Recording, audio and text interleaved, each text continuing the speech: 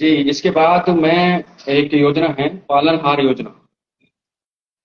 पालनहार योजना इसकी शुरुआत की थी राजस्थान सरकार ने 2004-5 में, मतलब 8 फरवरी 2005 को ये लागू की गई थी। इसका उद्देश्य था बेसहारा बच्चों को शिक्षा से जोड़कर उनका उनका एवं देश का उज्जवल भविष्य बनाने हेतु राजस्थान सरकार द्वारा चलाई जा रही ये योजना है। अनाथ बच्चों को उनके पालन पोषण शिक्षा आदि की व्यवस्था संस्थागत नहीं करके समाज के भीतर ही परवरिश हो, परिवार पारिवारिक माहौल में पले बढ़े, शिक्षा भोजन वस्त्र एवं अन्य आवश्यक सुविधाएं उपलब्ध हो, इसलिए ये योजना पालनहार योजना शुरू की गई थी।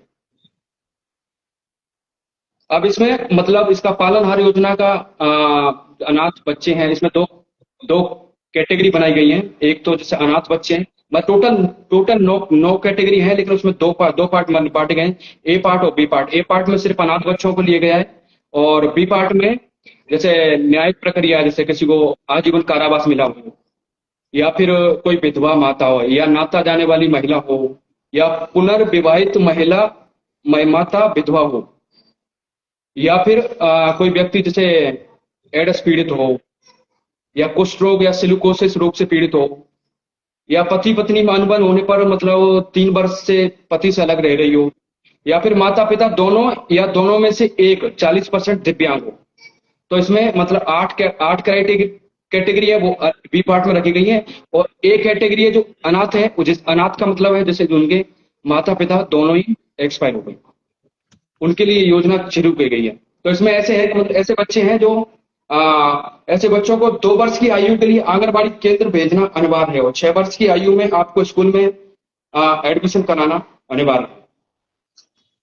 अब इसमें लालन पालन कौन कर सकता है, तो उसमें जैसे बालक बालिकाएं हैं तो उनके निकटतम रिश्तेदार हैं, परिचित हैं, व्यक्ति के परिवार में कोई भी इच्छुक हो तो वो उस बच्चे का लालन पालन कर सकते हैं। लेकिन इसमें कंडीशन है, लालन पालन करने वाले परिवार की वार्षिक आय है जो 1.5 लाख से अधिक नहीं होनी चाहिए। अब आप अब इसमें है जैसे अनाथ बच्चे हैं, तो अनाथ बच्चे का जैसे आप फॉर्म अप्लाई करोगे तो उसके लिए मृत्यु प्रमाण पत्र होना अनिवार्य है। अब जैसे दूसरी दूसरी पार्ट है, जैसे आजीवन कारावास कर लिया है, तो उसमें उसमें दंडावेश की प्रति होनी चाहिए आपके पास। फॉर्म फिलअप करेंगे जब आपको ये मांगी जाएगी। या फिर निराश्रित पेंशन की पात्र विधवा माता की अधिकतम 3 संतानों को मिलेगी, तो चिंता मतलब विधवा पेंशन की पीपी होना चाहिए, पेंशन भुगतान होना चाहिए आपके पास में। और उसके बाद में है अगला, नाता जाने वाली महिला, मतलब इसमें नाता किए जाने 1 वर्ष से अधिक समय हो गया हो, मतलब पति पत्नी 1 वर्ष से अधिक अधिक समय से अलग रह रहे हो। उसमें है अगला है पुनर्विवाहित विधवा माता की संतान। अब इसमें पुनर्विवाह के प्रमाण पत्र की प्रति होनी चाहिए आपके पास। जैसे कोई विधवा है, उसने 2 बार दूसरा भी विवाह कर लिया, उसके बाद फिर भी विधवा हो गई है, तो इसके पास आपके पास पुनर्विवाह के प्रमाण पत्र की प्रति होना चाहिए। अगर आप एड्स पीड़ित माता पिता है तो उसके बाद एआरटी सेंटर होता है, उससे एआरडी डायरी या कार्ड जारी किया जाता है। उसके बाद जैसे आपके पास जैसे कुष्ठ रोग है, सिलिकोसिस पीड़ित है, तो आप सक्षम बोर्ड बोर्ड द्वारा चिकित्सा प्रमाण पत्र जारी किया जाता है। और जैसे परित्यक्ता या तलाकशुदा है तो तलाकशुदा के लिए प्रमाण पत्र जारी किया जाता है कोर्ट द्वारा। और जब माता पिता जैसे 40% दोनों हो दिव्यांग या फिर एक हो, उसके लिए निशक्तता प्रमाण पत्र भी जारी किया जाता है। तो ये सभी आपसे आ, आवेदन करते टाइम फिलअप करते टाइम ये सबमिट करने होंगे आपको। और जैसे ये है परित्यक्ता और तलाक का प्रमाण पत्र कौन जारी करेगा, तो इसको उपखंड अधिकारी जारी करता है महिला के आवेदन पर। मतलब आवेदन करेगी तो उसमें 50 रुपए का शपथ पत्र लगेगा, तहसीलदार की रिपोर्ट के आधार पर ये जारी किया जाएगा। और ये प्रत्येकता एवं तलाक का जो प्रमाण पत्र जारी करेगा, ये पेंशन और पालनहार योजना हेतु ही जारी किया जाएगा उसके उसके बाद में। और ये क्या है, नाता जाने का प्रमाण पत्र उपखंड अधिकारी द्वारा जारी किया जाता है। जैसे पंचायत और नगर पालिका दो अलग अलग है, तो पंचायत और नगर पालिका के सत्यापन के आधार पर ही आपको दिया जाएगा। अब इसमें है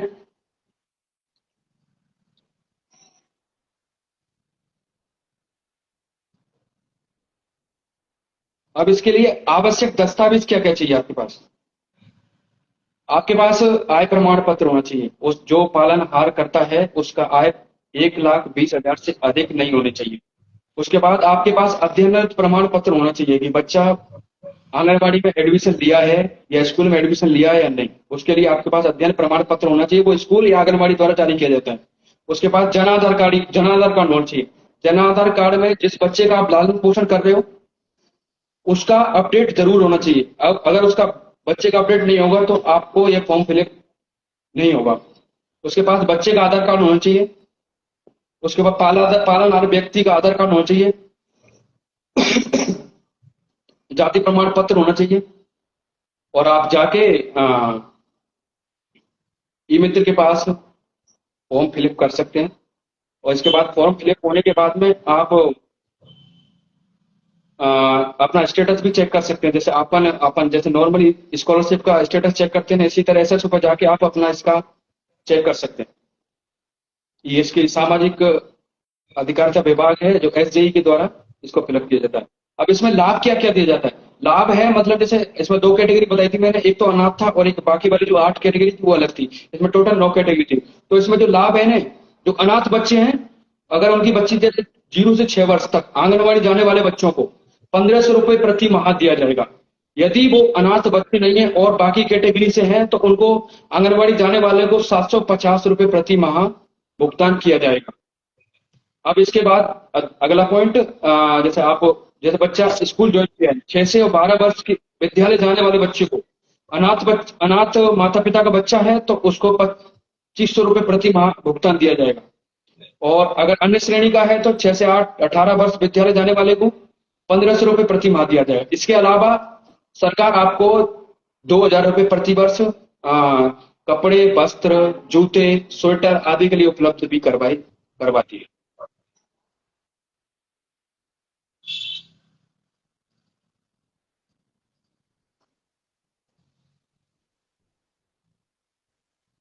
जी रोहित सर। जी हो गया। पालनहार योजना के बारे में आपने बताया कि किस तरीके से जिनके माँ बाप नहीं है, जो किसी बीमारी से, गंभीर बीमारी से ग्रसित हैं, और कई ऐसे बताए थे कि तलाकशुदा ऐसे परिवार हो या फिर स्कूल में एडमिशन होना चाहिए। तो ये आपकी जानकारी हमें बहुत अच्छी लगी और मैं उम्मीद करता हूं कि हमारे दर्शक भी आपकी जानकारी को वास्तव में सराहना करेंगे। और अब हमारा 1 घंटे का टाइम था, तो अभी 56 हो चुके हैं। तो आज पर डे अपन एक योजना लाएंगे और अपन उम्मीद करते थे, आपके पास बहुत सारी योजनाएं थी, आप सोच रहे थे कि एक साथ इतनी सारी योजनाएं बता दें, लेकिन आज आपको बिल्कुल लाइव प्रूफ पता चल गया होगा कि एक ही योजना कैपेबल हो पाती है एक समय पे। तो मैं कोशिश करूंगा कि अपनी योजना को शाम को जैसे ही हमको समय मिलेगा 9 बजे खाना पीना खा के अपन इंस्टाग्राम पे लाइव आएंगे। वहां अन्य बहुत सारे 11,000 लोग जुड़े हुए हैं, तो वहां बहुत सारे लोग आएंगे, तो वहां फिर अपन योजनाओं के बारे में जानकारी शेयर करेंगे। तो आपका बहुत बहुत धन्यवाद। सभी साथी हमारे सिंह भूरी सिंह जी जुड़े थे, श्याम सुंदर जुड़ा था, राजेश जी जुड़े थे और सौरभ जी जुड़े थे, सूर्यकांत मौर्य जी जो हमारे डॉक्टर हैं धौलपुर के अंदर, ऑर्थोपेडिक्स हैं, तो वो भी जुड़े हैं। तो हमारे लिए बड़े गर्व की बात है कि इतने सीनियर पर्सन हमारे साथ जुड़ते हैं, तो हमारा हौसला बढ़ता है। सर का बहुत बहुत धन्यवाद। और आज की बात और लाइव को यहीं से खत्म करते हैं, और अंतिम कोई निर्णय हमारे हरिओम जी का हो तो आप बताइएगा, फिर अपन लाइव को क्लोज करते हैं। सर जी, आपको इसी तरह हर संडे आपके साथ ऑनलाइन रूबरू हुआ करेंगे। सरकार की जो भी योजना है आप तक पहुंचाने की कोशिश करेंगे। इसमें हमसे कोई भी गलती होती है तो उसको छोटा भाई समझ के माफ करना। बाकी हमारे पूरे कोशिश रहता है, जैसे सरकार की योजना है वो हमेशा अपडेट होती रहती है, फिर भी हम कोशिश करते हैं कि हमेशा उसको अपडेट रह के ही अपडेट सूचना ही आपको बताएं। लेकिन हो सकता है फिर भी उसके लिए आप सभी से माफी चाहते हैं। कोशिश करेंगे लेकिन पूरी तरह से आपको सही, सटीक सटीक और ऑथेंटिक जानकारी साझा करें। आप सभी का हार्दिक आभार, अभिनंदन। आप सभी हमसे जुड़े, आप सभी का हार्दिक नमस्कार। जी, थैंक यू।